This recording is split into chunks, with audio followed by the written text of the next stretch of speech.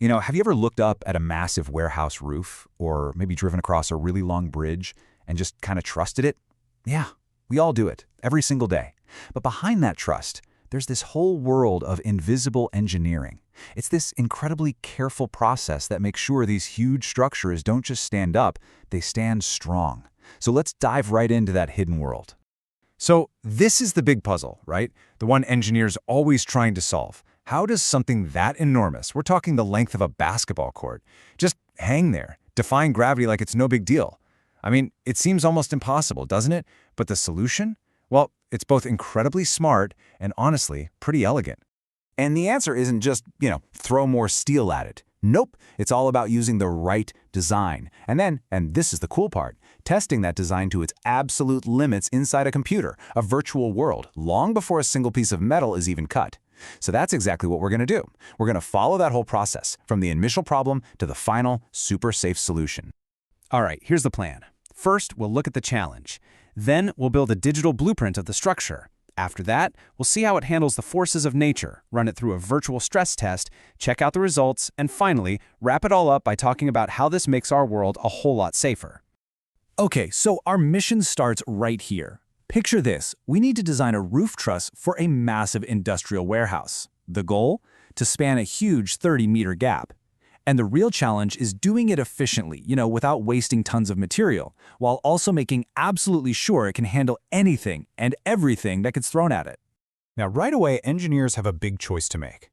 You could just use a giant, solid hunk of steel, but wow, that would be super heavy and really inefficient. The much smarter way to go is using a truss. So why a truss? Well, it all comes down to one simple fact. Triangles are the strongest geometric shape out there. See, when you push or pull on a triangle, its super rigid angles spread that force out evenly along its sides. This makes it incredibly stable.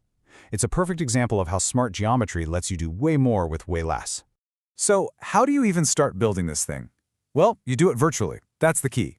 Before anyone even thinks about real-world construction, engineers create what they call a digital twin. It's exactly what it sounds like, a perfect one-to-one virtual copy of the structure living inside some seriously powerful software. This lets them build it, test it, and get it absolutely perfect without any of the real-world costs or risks. And building this digital model is actually pretty straightforward. It's basically a three-step dance. Step 1, you generate the nodes. Think of these as the connection points, the joints where everything's going to meet. Step 2, you connect those nodes with members. Those are the steel beams that create that strong as heck triangular pattern. And finally, Step 3, you define the supports. This is where you tell the computer exactly how the truss is going to be attached to the columns of the building. Okay, our digital truss is built.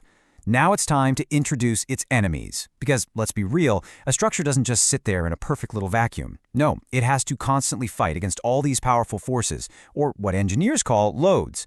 You can think of these as the villains of our story, the adversaries that our hero design has to be strong enough to defeat. And the first adversary, well, it comes within. It's called the dead load. This is just the relentless 24/7 pull of gravity on the structure itself. It never stops. It's the weight of the steel, the roofing material, the insulation, basically anything and everything that's a permanent part of the building. Then we have a major adversary from the outside, the wind load. And for a giant warehouse with these huge flat walls, wind isn't just some gentle breeze. Oh no, it's a seriously powerful force that's constantly pushing and pulling on the whole building.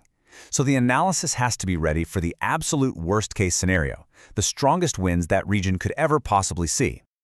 All right, now for the main event. This is the moment of truth. We've got our digital truss, we've defined the enemies it's got to face. It's time to hit that run button and kick off the virtual stress test. This is where the magic happens. The computer simulates reality, calculating exactly what effect those loads have on every single piece of our structure. So what are we looking for? Well, the test is basically trying to answer three super important questions. First, axial force. What's happening to each beam? Is it getting squeezed together? That's compression. Or is it being pulled apart? That's tension. Second, deflection. In plain English, is it going to bend or sag too much? And third, and this one's a biggie, stability. Is there any risk that a part could just suddenly buckle sideways and collapse, because that could bring the whole thing down? So the computer just churns out this mountain of data. But numbers on a screen are pretty useless on their own, right? This is where the human element, the skill of the engineer, is absolutely crucial. They have to sift through all those results and deliver the final verdict. Is this design a pass, or is it a fail? Their very first job is to hunt for the weak spots. The software makes this easier by highlighting what are called the critical members. These are the specific parts of the truss that are under the most stress. Think of them as the hardest working parts of the team, and they're the ones most likely to fail if the design just isn't up to snuff. And this brings us to the ultimate safety check. It's a simple comparison, really. On one side, you have the calculated stress. That's the force the computer found in that beam during the test. On the other side, you have the allowable stress. That's the absolute maximum force the steel can safely handle. But here's the key. The calculated stress has to be less than the allowable stress. In fact, engineers make sure it's way less. That huge cushion they build in, that's called a safety factor, and it's our guarantee against anything unexpected. But this whole process isn't foolproof. The software is amazing, but it's only as good as the person using it. It's that classic garbage in, garbage out scenario. A tiny mistake like not connecting two pieces correctly in the model or setting up the supports wrong can give you analysis results that are totally unrealistic and just wrong. It really shows that modern engineering is this perfect partnership between powerful tools and, well, human smarts. Okay, let's zoom out for a second. We've been focused on just one roof truss, right? But this super detailed process, this is the same thinking that goes into almost every single structure you see and use every day.